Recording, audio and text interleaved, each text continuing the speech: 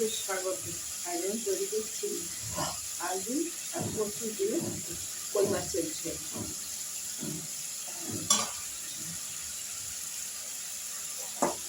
আমি কচুটা আর আলুটা একটু ভাপিয়ে নিয়েছি,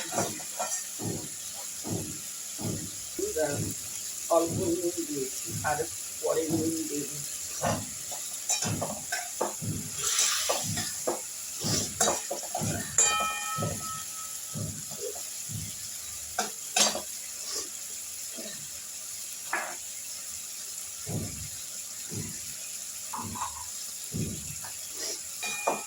মশলাটা কষে গেছে, ঝোল দিয়ে দেবো।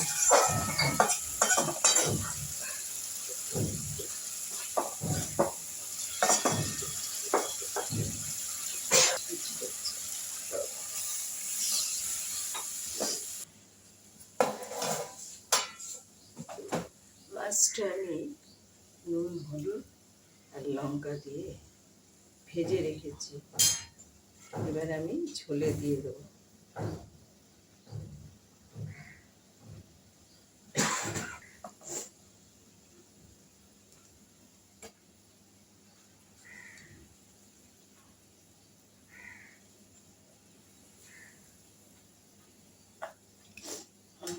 আমি মাছটা দিয়ে দিয়েছি, আলু কচুটা আমার গলে গেছে, যেহেতু আমি ভাপিয়ে নিয়েছিলাম সেই জন্য আমি এবার গরম মশলাটা দিয়ে নামাবো। দিয়ে দিচ্ছি মশলাটা, ঢেকে দিচ্ছি, মশলাটা একটু মাছের ভেতর ঢুকুক, তখন নামিয়ে দিচ্ছি।